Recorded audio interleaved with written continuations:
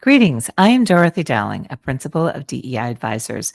We are a nonprofit organization dedicated to personal empowerment. I am delighted to welcome Donna Quadri-Felitti, Director and Associate Professor, School of Hospitality Management at the Pennsylvania State University. Donna, it is such an honor to have you with us today. Oh, Dorothy, it's an honor to be with you in Well, any setting, even virtual. thank you. Thank you, Donna. Well, I hope we can get right to it because the first question that I'd like to ask you is to share your career journey with us. You've had a very storied career in both the private sector and academic sector at both NYU and Penn State. I'm wondering if you can share your journey with us and how your journey has shaped your role as a director of School of Hospitality at Penn State. Thanks. One of the great things I love about DEI advisors and all of these podcasts is indeed hearing the diversity of journeys. We don't all start in the same place or the same time or come to our love of this business in the same way. And I hope that mine as an educator resonates with a few folks. I started being in the restaurant side in a high school job, in a college job, and needing those and wanting to work and having fun, whether it was a summer resort experience or being a server. It was, there was something joyful about that work, even though I was a teenager and there was community and I liked it. But I was passionate about education. Education was always important to me. My first degree is in education. And I thought that's how you change the world for the better is educate people and give them a sense of confidence, as well as economic security through education.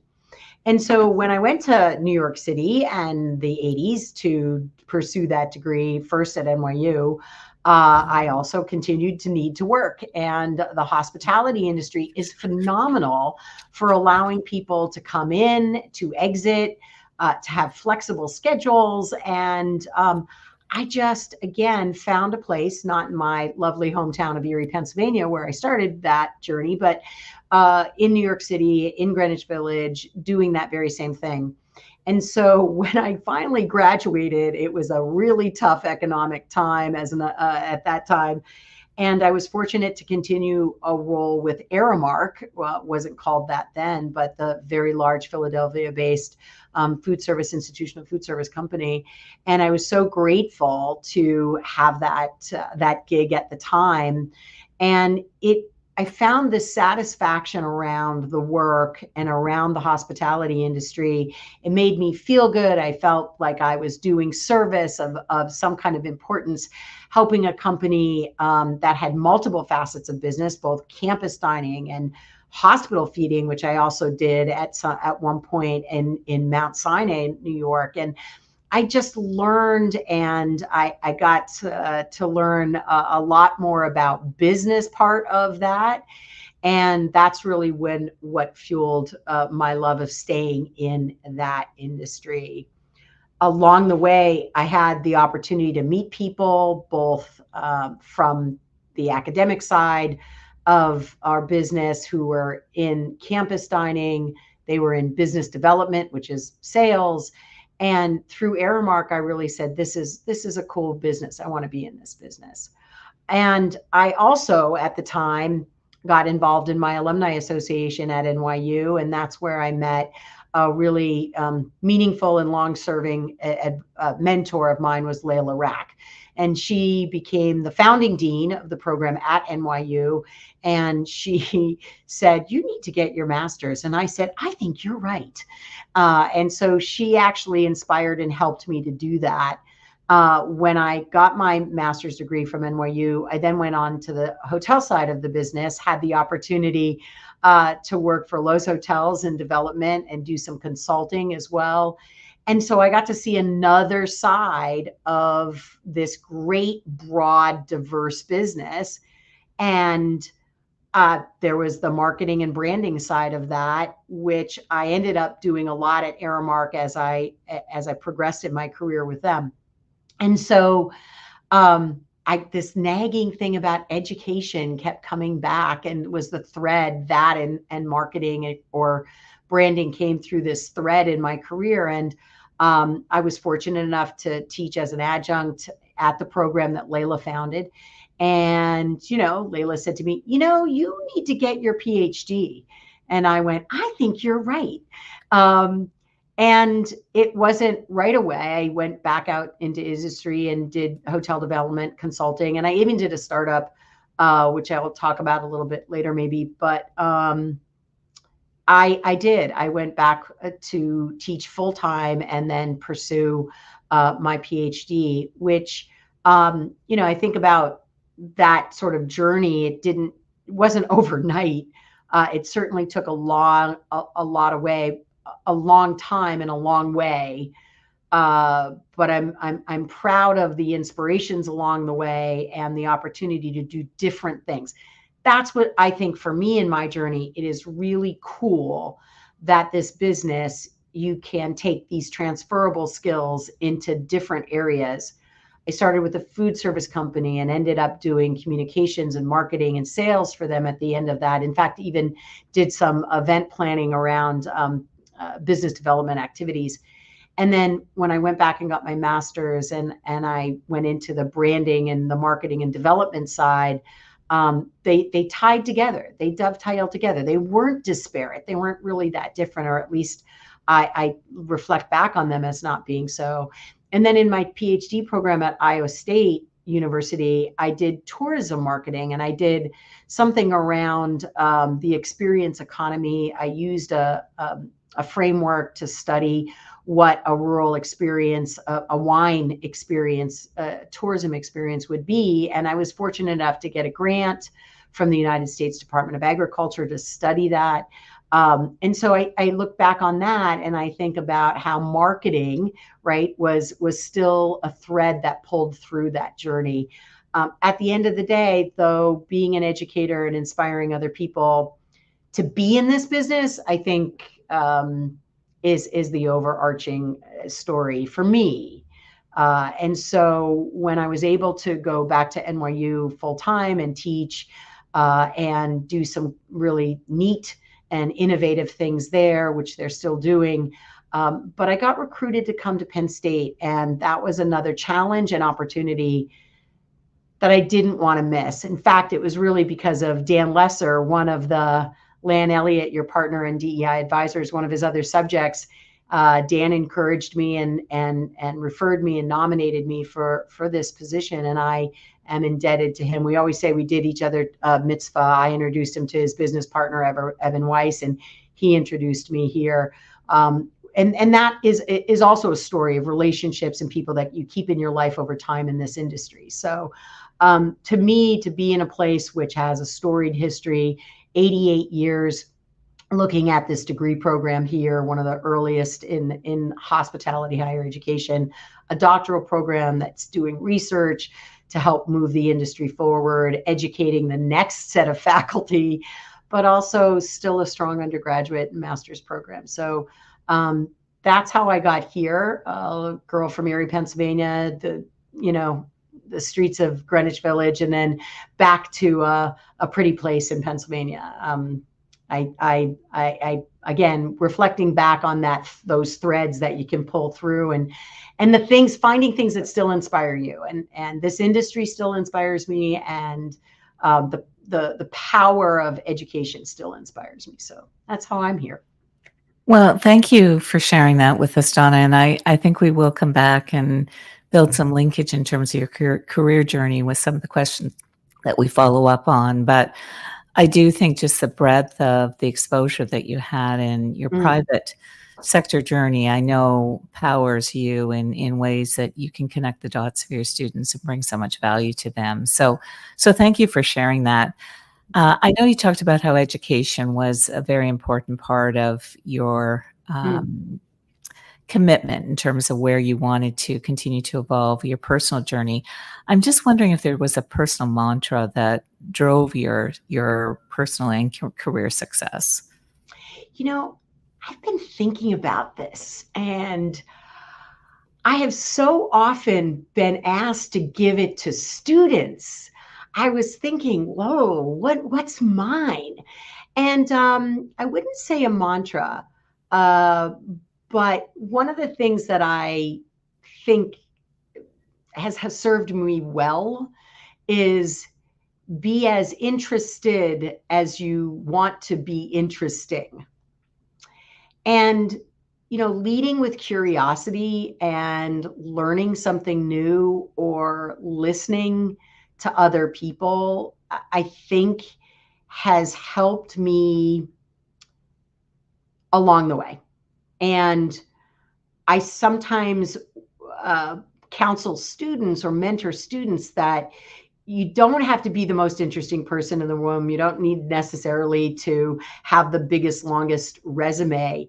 If you can balance and knit together, your own personal interesting story, as well as being interested in others, you'll be far better to build relationships that yield. So um, it's not something I think about all the time, but remembering to be interested, to be curious, is I think an important mantra for me to remind myself of. So thank you for that question. Well, I do think that ties together with sort of that framing that you've had about marketing and being customer centric and Mm, being on this learning journey and being a good listener, because I do think that that is a very customer oriented and I'm sure a very student oriented approach to how you mm. continue to listen and learn from your students. So thank you for that. I'm wondering if I could talk a little bit and learn more about Career Champions. I know we have a shared affection and mentor in Layla Yeah. Rack, Dr. Layla Rack, who obviously was the dean at NYU for a long time and has her own consulting practice now. But I'm wondering if, I know she was an important mentor. You mentioned Daniel, who we both know as well. Are these folks the ones that really were your most important mentors in shaping your career journey? I think you pull from a lot of different areas of your life. I think my mother was probably my biggest inspiration, and I'm sure that, listen to enough of these that a lot of folks reference that. And my mom, as also valued education and wasn't able to avail of it herself. Her generation, college wasn't a given. And so that was really important to her. And she went back later in life to get her degree in marketing, interestingly enough. But she also, in her 50s and 60s, pioneered in senior sports. And she was a competitive athlete, still holds records in cycling for senior Olympians in Pennsylvania. And she was able to make friends in every generation. She had a triathlon team that was a high school swimmer, her as a biker, and a 45-year-old as a runner. She really believed in, wanted to champion women's rights in a way that I didn't understand because I had other things available to me. And I think she really was my career mentor when I think back about it. And she always said she wanted to live to see a women president.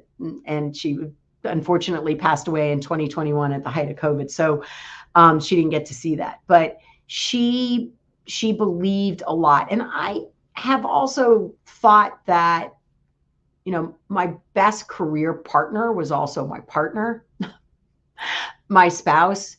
Once asked by a student women's leadership group about the most important career decision I made, and I said it was who I married. I didn't hesitate, and they said, no. This was a professional question, not a personal question. I said, well, it is the most important professional question, because I think, if your family, whatever you define that to be, doesn't support your ambitions, whether it's getting a PhD or whether it's moving to a new place for a career or hanging out your own shingle, whatever that might be, I think you're going to have trouble succeeding. So for me, those are that. And then there's been some teachers and some partners that have both challenged as well me, and I've met some of those at NYU, whether it's Bjorn Hansen or Bob Boland. But there's also been pioneers and mentors of mine that were my students. And I look at Juliet Imhoff, who's the director of development at Ace Hotel. I might have been her teacher, but she continues to inspire me in different ways. Because, we talk about reaching back with a hand, but looking back and learning from those folks. So a little maybe different conventional perspective on that, but it's one of the joys of being in this role. You get to see your former students succeed, and then you can look to them for inspiration. And I think I've come a little bit close to being able to identify some of those folks. And again, looking at a pantheon of people, not just from one generation or one moment in time, or even one job in time. So yeah, that's was a hard one to answer because there's key individuals, but there's also opportunities. So yeah. Well, I appreciate you sharing so much of how all of these individuals contributed to your life journey. And I must share that I have very similar perspective in terms of I've always said choose your partner wisely because they define your life. And I believe that very sincerely, Donna, that it is it's partners that allow us to make choices and support some of those choices. So, but I Yeah, do think the way you have structured, all of the individuals that have contributed to your journey, because we're always on this path of growth, and many people influence our success and the mentorship of how we come to, grow and learn and approach different kinds of situations in our lives. So thank you about that. I wonder if we could move on and talk a little bit about risk taking, because you've taken a few big bets in your life in terms of some of the career decisions you've made. I'm just wondering if you can talk about some of those and how it impacted your growth journey. Well, I was thinking that risk is again tied up with those life choices of partners and family, and making them. Sometimes they didn't seem like risks at the time, because when does education seem like a risk? It's never a risk. It's an investment. But if you choose to do something full time or you choose to do it part time, that could be a risk, because where's that next career, or where's that next job or corporate experience that's going to land you, or culture, company culture? It could be good, it could be bad. It's interesting to me that I was looking back on careers and I was thinking, leaving the consulting firm, Horwath, back in the day, leaving that firm to go with this little startup. And I should say, Stephen Adler being also a mentor, brilliant technologist and forward-thinking innovator, ahead of his time, and right before the big .com. I mean, I think Google had been around for like a couple of years or something, but Stephen was doing this startup, and it eventually became a product called RevMax, and we created the PACE reports, and that, which is now part of TravelClick's legacy and so forth. But we were doing these incredibly new, really different things, even like one of them off a 386 computer desktop. I mean, how crazy and like ancient is that today? But that was a big risk. And Stephen challenged me. And I remember one Tuesday at noon or 1 o'clock coming back from lunch, and he said, okay, here's what I need. And you need to leave now and go think about if you can do this, because that's what a startup is. And if you come here tomorrow morning at 9 o'clock, I know you thought about it and you know what needs to be done. And I was like, whoa, coming from corporate and coming from consulting and having a master's in all this, I was like, whoa. Wow, that was great. And I looked back, and there was a time in my life when Layla did the same thing. She's like, oh, you're going to this, you got a scholarship and you're going to this conference, and it's across the country, and you have to, leave Rome, come back to New York, and be in Seattle like within 24 hours, something like that. And I was, about to complain. And she's like, okay, next. And I was like, okay, ship planes moving. And those are the people, the mentors they're inspiring. They're like not waiting for you to hesitate to decide it's a risk. They're saying, make a decision, think about it now. And so it was in hindsight that I said, wow, was that a risk? And yet in both of those cases, going to the ISHC conference out in Seattle and meeting amazing people, again, inspirations like Lori Rowley and Peggy Berg, who founded Castell Project, which is now part of Forward at AHLA Foundation. I mean, sometimes don't even know it's a risk. You just say yes and move on. And so those were risks. I don't know if I had a chance to assess them as risks sometimes, because the decisions needed to be made. And not all of those things worked out financially, maybe, or long-term careers for everybody, or even myself, but lifetime mentors and amazing friends who are still in my world today. So, you might want to balance risk with the right family at the right time. And, that's what's great about this business. You can also jump back into the business anytime. There's a hospitality job waiting for anybody. But in case the risk doesn't work out.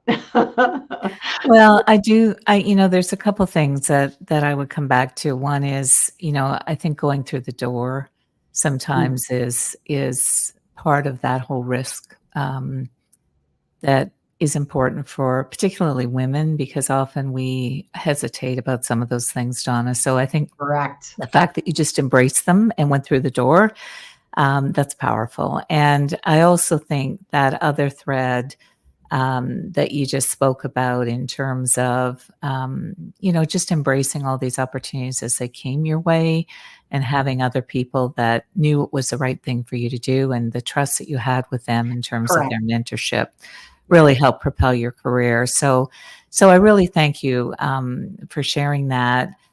I'm wondering if you can talk a little about professional relationships, because you do have many. You have cultivated them very intentionally in your career.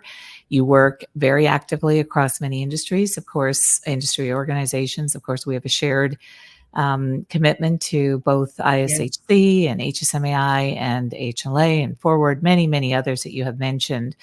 But I'm wondering if you can speak to the audience about how these industry associations have helped you with your career, how they powered it, how the relationship engagement has really supported your career development.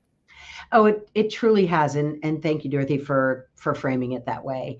I have a strong commitment to professional development and associations, because, as I say all the time, a 4-year degree or even a master's degree, which, is almost becoming imperative today to have to get at the enterprise level of your career. 4 years is not enough. You have to learn how to learn. And if you are not humble enough or open enough to learn, then your career is going to be short in any industry, particularly ours, which is dynamic, so changing all the time, not just from outside influences and global influences, but even our brand influences and the humans like yourself and David and others who are moving the conversation forward as well. So relationships are important, and you hit on a really important part of that, and that is trust.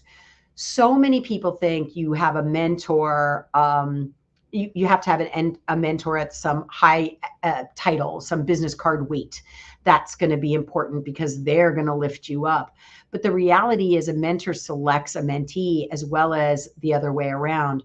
And if there isn't mutual trust, or at least a value of their character and their values, you can't have a sustaining relationship.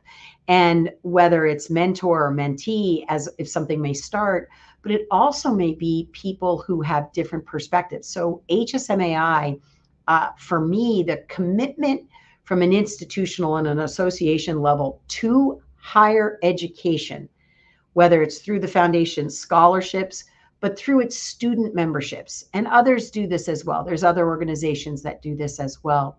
But if you're embracing students, if you're college students, or you're embracing even the tourism and travel academies that are empowered in the high school level, and Pro Start, which is part of a hospitality management program. Most people think of ProStart with the National Restaurant Association Foundation as being culinary, but it is also a hospitality management and startup program as well that's embedded. Those organizations care about the long tail. They care about the future. And that's my business. My business is the future. So in terms of higher ed.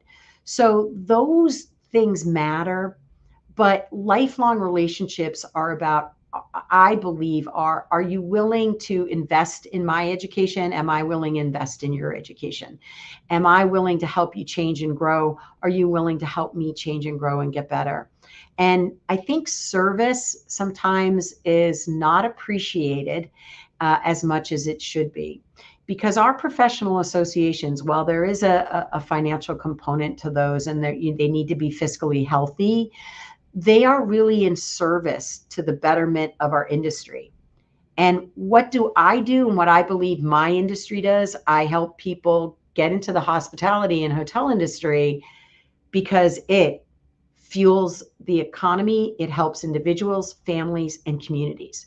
We lift up people and we lift up communities because of the economic enterprise that allows our businesses to thrive.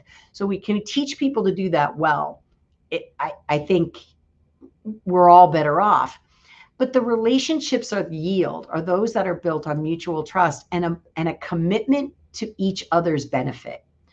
And so whether it's an association or and ISHE, another one, how do we be better? How do we learn? What is going on in the world that we need to respond to positively as an industry?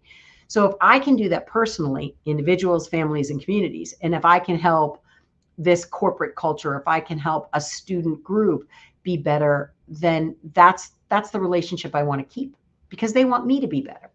And for me, if there's a willingness and an openness to contribute to the health of the association or the organization or the institution or the health of the person, then that's a commitment I'm going to keep. That's somebody I want to be around. Those are the organizations I want to be around. So that's how I view them and I make my decisions.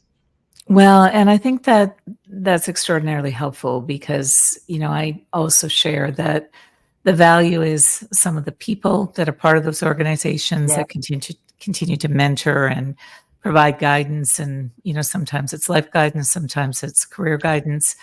But the other aspect is just some of the professional information and knowledge sharing that occurs. And many of those are at the forefront of how that business situation is evolving. So it allows us to continue that learning journey. So I, like you, I look at those associations as powering not only just knowledge growth, but it is around all of the people leadership skills that sometimes we learn through observation, sometimes we learn because people give us direct advice. But they actually power a lot of that for us. And I'm wondering if we could sort of unpack that a little bit more because obviously you mentioned HSMAI is engaged in terms of supporting student development, but I'm wondering if you can talk a little bit about how the industry is really stepping up to support student development and bridge some of those learning opportunities. It's interesting. I wanted to, and I'll answer that, Dorothy, but I also wanted to talk about awards. I know last year, 2023, you received the silver plate from, the Brenner Award, and rightly so. Thank you. Awards that associations give, whether they're innovative and top 25 minds, for instance, in HSMAI, we recognize and we celebrate excellence, number one, but it also sheds a light on being a role model. And those awards, they're not just, I think sometimes people think of them as aggrandizing, and they're really not. They help young people. They help me. I think, wow, that's really innovative. I can learn from that. I didn't know that was happening. Or, wow, that's a really amazing career journey. I want to learn more about a Dorothy Dowling or another honoree. And we sometimes forget that we are role models. Right? I love when our president, Biden, says 1 in 3 Americans have their first job in a hospitality experience. What if all of those folks had great managers and fabulous human mentors, right? Wouldn't that be great? We would never lose anyone to another industry, or maybe we'd lose a few or less, right? So industry has an amazing impact and role on our future talent, but not just even the future talent of hospitality and hotel management, but future talent in every industry. We make a difference. So how can we do that better? And industry does. First of all, there's a lot of philanthropy that is driven from industry into scholarships. Thank you. Higher education is expensive. We all need that. Every one of your alma maters and our alma maters need all of that. So thank you for that. That's pretty obvious.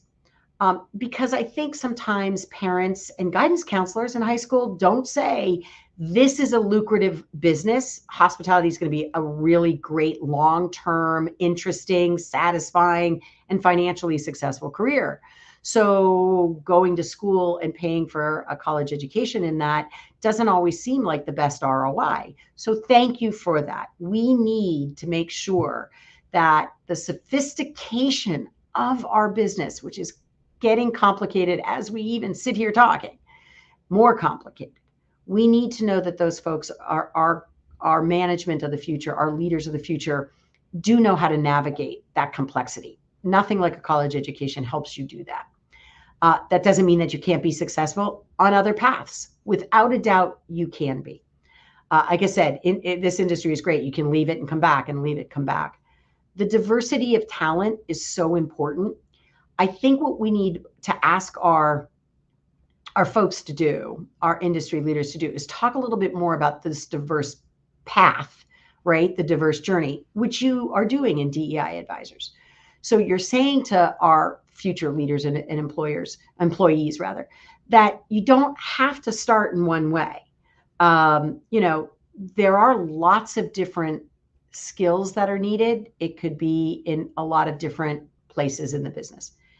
So if we can talk a little bit more about the different paths and the different roles that we have, we might be able to attract more folks and move away from a stereotype that, legitimately so, most people experience a hotel job by being a guest.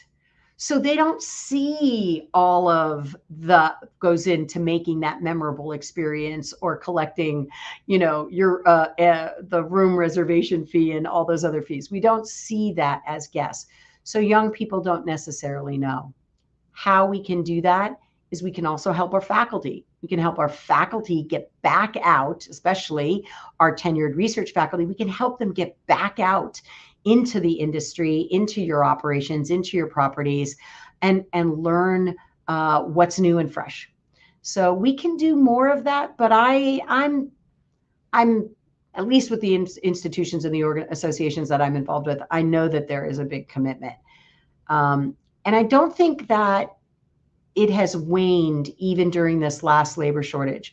I think it's always been there. I'm just not sure all the time how we've deployed the assets of associations to be in the classroom, to engage in research and with faculty. So I think there's a consciousness or an intentionality today that maybe hadn't been. But I've always seen this commitment of our industry, not only to give back, but to lead through education. I think, and whether it's MPI and there's so many HFTP, there's many associations who are doing that for sure.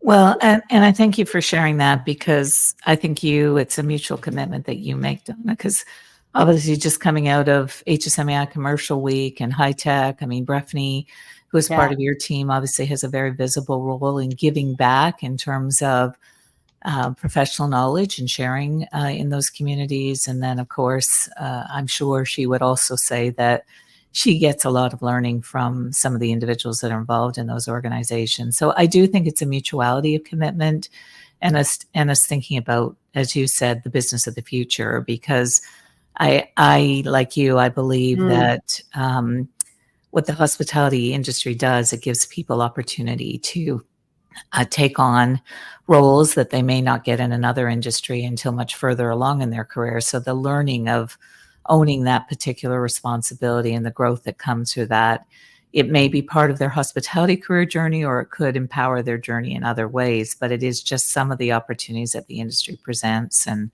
I think your Right. comment about President Biden saying 1 in 3 of us all began in the hospitality industry, I think that's important in terms of the learning that it offers. I think you make a great point. The ascendancy in our industry can be a lot more rapid, but it's also about diversity. I talk about individuals, families, communities, right? If your parents relocate and you want your children to grow up around their grandparents, you can go anywhere in the world and be near your family or away from them if you want. So our business, our industry allows mobility. It allows opportunity. You can be in a luxury resort. You can be in a group of select service in a corporate park. It can ebb and flow with your own growth, and how we can talk about that with young people and our current employees. We're going to keep them and move them around, I think, and looking at it as a whole. Anyway, and it is true. We have to be mutual. We have to care about the industry, and I hope industry has to care about the classroom, because we're in this together for sure. There is absolutely no doubt about it, Donna, and I do think just the privilege of, as you said, some of that reverse mentorship that you have received from your students. Right. I think we all appreciate that, because I think having their voices in our ears makes us far more able to lead other teams, but it also reminds us of, again, some of the customer journeys that we need to be mindful of in terms of generations that are just younger than us with different kind of perspectives. Yeah. We're coming up to the end of our interview here, Donna, and I'm just wondering if you had to go back in time and think about that younger Donna that was doing that education degree. If there's anything that you would say to her, what would that be? Move more often. Okay. Take more risks, move more often? I think just move more often. I think, there's also a recent statistic I saw. It says most Americans live within 70 miles of their mother or parents. I think I would have perhaps moved more often. And again, I think reflecting on the fact that, and that's one great thing about Penn Staters, we will go everywhere, because there is a bar that will be showing our football games or basketball games or whatever. That is what's great about Penn Staters. There's a Nittany Nation everywhere. But I think that that's what I would have done. I'm grateful for the time I spent in New York, which was a long time, and there was diverse experiences and people that came in and out of that, capital city. But I'm also happy to have moved to be where I am. And I think sometimes our young people I would have moved more often. There you go.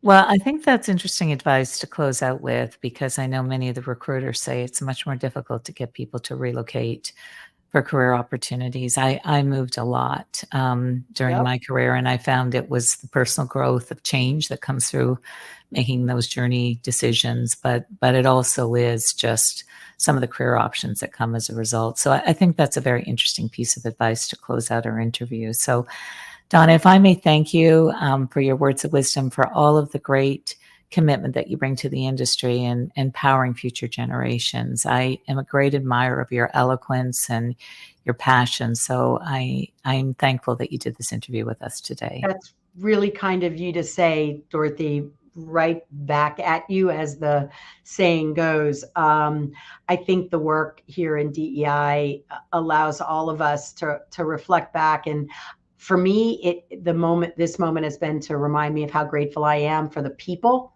of this industry and the opportunity of this industry. And if we pass anything along, I hope it's that. So well said. So thank you. So if I may, I also would like to thank our audience and say, if you've enjoyed this interview with Donna, I hope you will come and visit us on our website, deiadvisors.org, where you'll see webcasts and podcasts from other industry leaders that will empower your knowledge and fuel your spirit. So hope to see you there. Thank you. Thanks, Dorothy.